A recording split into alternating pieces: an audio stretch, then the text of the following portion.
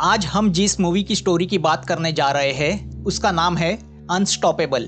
इस मूवी को लीड कर रहा है कोरियन सुपरस्टार डॉन ली। यह एक एक्शन मूवी है। डोंग किसी जमाने में गैंगस्टर था, मगर उसकी पत्नी जिसू ने उसमें सुधार लाया। आज वह अपने पुराने धंधे छोड़ के फिश मार्केट में फिश सप्लाई करने का काम ईमानदारी से कर रहा है। वह अपने आप को आसपास हो रहे लफड़ों से दूर ही रखता है। डोंग अपनी वाइफ जिसू से बेइंतहा प्यार करता है और हमेशा उसे खुश देखना चाहता है, और इसीलिए वह कुछ बड़ा करना चाहता है। तो वह किंग क्रैब को मार्केट में सप्लाई करने का बिजनेस शुरू करने की सोच में है, जिसका बहुत डिमांड है और जिसके लिए उसने क्रैब पकड़ने वाले एक ट्रॉलर के ओनर को लोन लेके बहुत बड़ी अमाउंट दी है। डोंग का साथी चैन उसकी इस डेयरिंग से टेंशन में है, तो जिसू को भी इस बात का पता नहीं। जिसू सुबह एक नर्सिंग होम में काम करती है, तो शाम को पार्ट टाइम एक रेस्टोरेंट में काम करती है। एक रात रोज की तरह डोंग जिसू को रेस्टोरेंट से पिकअप करके घर जा रहा होता है। उनकी गाड़ी सिग्नल पे खड़ी होती है कि पीछे से एक गाड़ी आके उनके गाड़ी को ठोकर मारती है। डोंग पोलाइटली उस गाड़ी के ड्राइवर से बातें करता है, मगर ड्राइवर उससे बदतमीजी से बात करके उसकी तरफ डैमेज के पैसे उछालता है, जिससे कार में बैठी जिसू बाहर आके ड्राइवर पे गुस्सा होती है। अब जिसू का गुस्सा और वो एटीट्यूड कार की पिछली सीट पे बैठे कार ओनर जीटी को भाता है। जीटी एक मॉफ्टर है जिसका मेन बिजनेस ह्यूमन ट्रैफिकिंग और प्रोस्टिट्यूशन है, जो जवान लड़कियों को उठा के उन्हें अमीरों को बेचता है। अब जिसू का एटीट्यूड देख के जीटी कार से नीचे उतरता है और अपने ड्राइवर को मारने का नाटक करके डोंग और जिसू की माफी मांगता है और जाते जाते जिसू की तारीफ करता है। मगर जीटी के बर्ताव से डोंग जान जाता है कि वह एक बुरा आदमी है। दूसरे दिन डोंग को पता चलता है कि उसने जिस ट्रॉलर वाले को क्रैब के लिए लाखों रुपए दिए हैं, उसका ट्रॉलर चाइना के पेट्रोलिंग नेवी ने चाइना बॉर्डर क्रॉस करने के जुर्म में पकड़ा है। अब डोंग के मंसूबों पे पानी फिर जाता है। वह टेंशन में आता है। यहाँ रेंट न भरने की वजह से लैंड ओनर की एडवोकेट जिसू को बुलाती है। वह जिसू से कहती है कि अगर एरियर्स न दिए गए तो डिपॉजिट जब्त होगा। अब जिसू बहुत टेंशन में आती है और उसी दिन जिसू का बर्थडे भी होता है। तो डोंग अपनी प्यारी वाइफ के लिए एक बड़े रेस्टोरेंट में डिनर अरेंज करता है। जिसू वो सब देख के परेशान होती है कि एक तो पैसे के प्रॉब्लम्स है, ऊपर से डोंग इस तरह पैसे उड़ा रहा है। अब डोंग रेस्टोरेंट की सबसे महंगी डिश किंग क्रैब मंगाता है, जिससे जिसू और चकरा जाती है। डोंग अपनी वाइफ को क्रैब काट के सर्व करने लगता है और बातों बातों में जिसू को बताता है कि उसने किंग क्रैब के बिजनेस के लिए $100,000 लोन पे उठा के इन्वेस्ट किए हैं। यह सब सुन के जिसू का दिमाग काम करना बंद करता है। ऐसी सिचुएशन में भी डोंग को इतना कूल देख के उसे समझ में नहीं आता अपने पति से क्या कहे। वह आग बबूला हो जाती है। डोंग उससे कहता है कि वह अपनी वाइफ को लाइफ की सब लग्जरी देना चाहता है, इसलिए उसने यह किया। सामने रखे किंग क्रैब को देख के जिसू को रोना आता है। यहाँ डोंग अपनी वाइफ का बर्थडे केक लाने जाता है और जब वह वापस आता है तो देखता है जिसू चली गई है। जिसू कैब पकड़ के सीधा घर चली जाती है। डोंग उसे बार बार फोन करता है तो वो उसे मैसेज करती है कि हम घर पे बात करेंगे। बेचारे डोंग का डिनर प्लान फेल हो जाता है। यहाँ जिसू घर पे आती है, तभी डोरबेल बजती है। उसे शक होता है कि डोंग इतनी जल्दी कैसे आया, तो वह आई होल में से देखती है तो उसे एक अनजान शख्स दिखाई देता है। मगर इसके पहले कि वो भागने की कोशिश करे, वह लोग जिसू को पकड़ के बेहोश करके अपने साथ ले जाते हैं। यहाँ डोंग ऑन द वे होता है कि तभी वह गैंग के लोग अपनी कार खराब होने का बहाना बना के उसे रोक के रखते हैं ताकि वो वक्त पे घर ना पहुंच सके। कुछ देर बाद डोंग घर पहुंच जाता है। घर में बिखरे सामान देख के उसे पता चलता है कि जिसू के साथ कुछ तो गड़बड़ हुई है। उसकी वाइफ को किडनैप किया गया है। वो पुलिस स्टेशन में कंप्लेंट देता है, मगर सीसीटीवी कैमरा का वायर कट करने की वजह से पुलिस को कोई भी सबूत हाथ नहीं लगते। यहाँ पुलिस स्टेशन से बाहर आने के बाद डोंग को उस किडनैपर का यानी जीटी का फोन आता है। वह उससे कहता है कि उसने डोंग के घर के फ्रिज पे एक कार्ड लगाया है, उस पते पे आके वो उसे मिले। वह कार्ड किसी रेस्टोरेंट का होता है। तो डोंग उस रेस्टोरेंट पहुंच जाता है। उसे वहाँ रिजर्व किए गए टेबल पे एक फोन और एक बड़ी बैग रखी दिखाई देती है। तभी उस फोन पे डोंग को जीटी का फोन आता है। वो उससे कहता है, मैं तुम्हारी वाइफ को अपने पास रख रहा हूँ और उसके बदले तुम्हें उसकी कीमत दे रहा हूँ। डोंग बैग खोलता है तो उसमें ढेर सारे पैसे होते हैं। डोंग उसके सामने गिड़गिड़ाता है कि उसे पैसे नहीं, उसकी वाइफ चाहिए। जीटी उससे कहता है, तुम्हारी वाइफ बहुत हॉट है, उसके मुझे बहुत पैसे मिलेंगे, और रही बात प्यार की तो पैसा हर प्यार को खरीद सकता है। इतना कह के जीटी फोन कट करता है। अब डोंग पैसे की बैग लेके पुलिस स्टेशन आता है, मगर पुलिस के बर्ताव से डोंग को पता चलता है पुलिस केस में ज्यादा इंटरेस्टेड नहीं है। पुलिस पैसे की बैग अपने एविडेंस में जमा कराती है। तभी डोंग की नजर पुलिस स्टेशन के बोर्ड पे लगाए मिसिंग लड़कियों के फोटो पे जाती है जो कितने दिनों से लापता है। डोंग नहीं चाहता कि उसकी वाइफ की फोटो भी इन्हीं लड़कियों की तरह सालों से वही लगी रहे। अब डोंग को पता चलता है अगर उसे अपनी वाइफ को ढूंढ निकालना है तो उसे फिर से वही पुराना डोंग बनना होगा। अब वह सबसे पहले अपने बॉस के ऑफिस में जाके उसके आदमियों की पिटाई करके अपने पैसे वसूलता है। फिर वह एक प्राइवेट डिटेक्टिव किम के पास जाके उसे पैसे देके उसे किडनैपर के बारे में इंफॉर्मेशन निकालने को कहता है। डोंग किम को सिर्फ एक ही दिन की मोहलत देता है।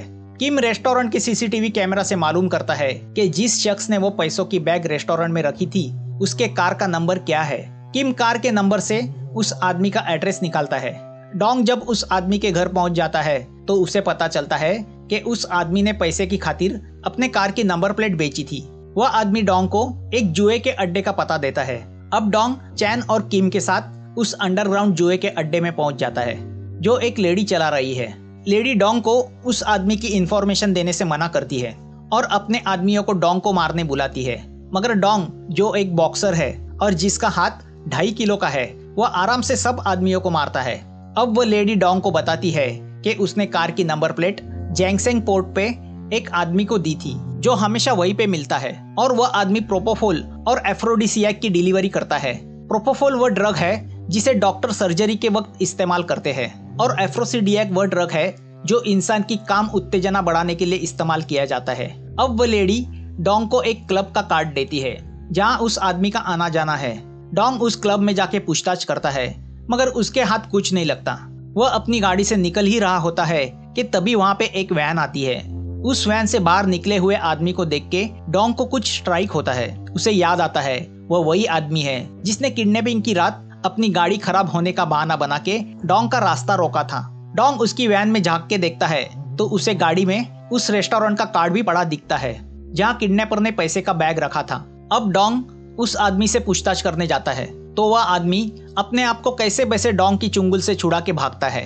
यहाँ पुलिस को जीसू से मिलती जुलती लड़की की लाश मिलती है तो वह आइडेंटिफिकेशन के लिए डोंग को बुलाती है, मगर थैंक गॉड वह जीसू नहीं होती। डोंग को किम से पता चलता है कि उस मरी हुई लड़की की 2 साल पहले किडनैपिंग हुई थी और अजब बात यह थी कि जब उस लड़की की किडनैपिंग हुई थी वह लड़की कोमा में थी। उस लड़की की किडनैपिंग का मैटर मीडिया ने बहुत उछाला था मगर पुलिस किडनैपर को नहीं पकड़ पाई थी। अब डोंग को शक होता है कि शहर में लड़कियों को किडनैप करने वाला एक रैकेट एक्टिव है, मगर वो यह नहीं समझ पाता कि कोमा में पड़ी लड़की की किडनैपिंग करके किसी को क्या मिलेगा। तो वह उस लड़की के हस्बैंड को मिलने जाता है। हस्बैंड डोंग को बताता है कि जीटी नाम के एक साइको ने एक रात उसे उठवाया और उसके सामने प्रपोजल रखा कि वह उसकी कोमा में पड़ी वाइफ को उसे बेचे, उसके बदले वह उसे ढेर सारे पैसे देगा क्योंकि वह नहीं चाहता कोई हस्बैंड अपनी वाइफ की ट्रेजेडी को बेच के पैसा कमाए। वह साइको यह बिलीव करता है कि पति का अपने पत्नी के प्रति प्यार एक दिखावा होता है, ऐसा प्यार जिसकी पैसे के सामने कोई कीमत नहीं। अगर पैसे दिए जाए तो दुनिया का हर पति अपनी पत्नी को बेचने को तैयार हो। तो उस हस्बैंड ने भी पैसे की लालच में अपनी कोमा में पड़ी बीवी को उस साइको को बेचा। हमें पता चलता है कि जीटी ने इस तरह कितने सारे पतियों से उनकी पत्नियों को खरीदा है और बापों से उनकी लड़कियों को। वह पति जो क्लेम करते थे कि वह अपनी पत्नी से अपनी जान से ज्यादा प्यार करते हैं। अब वह हस्बैंड जाते जाते डोंग के हाथ एक फाइल थमाता है और पश्चाताप में बिल्डिंग से कूद के सुसाइड करता है। उस फाइल में डोंग को एक बिजनेस कार्ड मिलता है। अब डोंग को याद आता है कि उस रात जब उसकी गाड़ी को एक गाड़ी ने ठोकर मारी थी तो ड्राइवर ने उसे वही कार्ड दिया था। अब डोंग उस कंपनी में चला जाता है और उस आदमी की पिटाई करके उसे अपने साथ लेके जाता है। इन सब बात का पता जीटी को चलता है। यहाँ काफी टॉर्चरिंग करने के बाद भी वह आदमी डोंग को जीटी का पता नहीं देता। तभी खुद जीटी डोंग को वीडियो कॉल करता है। जीटी डोंग से कहता है कि वह उसके आदमी को मार दे, नहीं तो वो जीसू को मार देगा। जीटी जीसू को पानी में डुबाने की कोशिश करता है तो डोंग जीसू को बचाने के लिए अपने कब्जे में रखे जीटी के उस आदमी को मारने का नाटक करता है। अब जीटी डोंग से कहता है कि अगर वह उसके पैसे उसे वापस करेगा तो वह डोंग को उसकी वाइफ वापस करेगा। डोंग ने जीटी से मिले हुए पैसे पहले ही पुलिस स्टेशन में जमा किए हैं, तो अब अगर वह पैसे जीटी को वापस करने हैं तो उसे उन पैसों को पुलिस कस्टडी से निकालना होगा। यहाँ जीटी का वह आदमी डोंग को बताता है कि जीटी का मेन बिजनेस प्रोस्टिट्यूशन के लिए लड़कियां सप्लाई करने का है। वह जवान लड़कियां और खूबसूरत बीवियों को उठा के उन्हें जबरदस्ती प्रोस्टिट्यूशन में ढकेलता है। वह उन लड़कियों की प्लास्टिक सर्जरी करा के उन्हें दूसरे देश बेचता है। अब डोंग समझ जाता है कि अगर उसने जल्दी नहीं की तो उसकी वाइफ की भी वही हालत होगी। अब डोंग, चैन और किम पुलिस कस्टडी से पैसे निकालने के लिए प्लान बनाते हैं। किम पब्लिक प्रोसिक्यूटर बनके पुलिस स्टेशन जाता है और वहाँ के अकाउंटेंट से कहता है कि वह जीसू किडनैपिंग केस के एविडेंस को देखना चाहता है, मगर आइन वक्त पे उस अकाउंटेंट को शक होता है। नीचे गाड़ी में बैठा डोंग यह सब बातें माइक्रोफोन से सुन रहा होता है। अब वह सिचुएशन को संभालने के लिए नीचे खड़ी इंस्पेक्टर की गाड़ी को ब्लास्ट करता है, जिससे अफरा तफरी मचती है। उसका फायदा उठा के किम और चैन पैसे लेके भागते हैं। अब डोंग जीटी को फोन करके बताता है कि उसे पैसे मिल गए हैं, तो अब वह उसके बदले उसकी वाइफ को वापस चाहता है। जीटी को समझ में नहीं आता यह कैसा हस्बैंड है जो पैसे के बदले अपनी बीवी वापस चाहता है। जीटी डोंग से कहता है कि अगर तुम इतने डैशिंग हो तो मेरा पता ढूंढ निकालो और मेरे पास आ जाओ।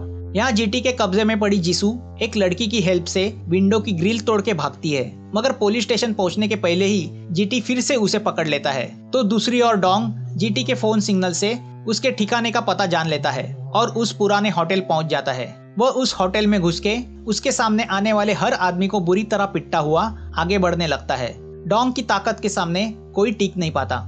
यहाँ जीटी के आदमी लड़कियों को पोर्ट पे ले जाने की तैयारी करते हैं, जहाँ से उनको दूसरे देश भेजा जाएगा, मगर तभी किम और चैन उन पे हमला करके पुलिस को बुलाते हैं और उन लड़कियों को बचाते हैं, मगर उनमें जीसू नहीं होती। अब डोंग जीटी को ढूंढने निकलता है कि तभी सामने से जीटी की गाड़ी आती है। दोनों आमने सामने गाड़ी रुकाते हैं। तभी जीटी का आदमी उसे फोन करके बताता है कि पुलिस ने उनके अड्डे पे छापा मारा है।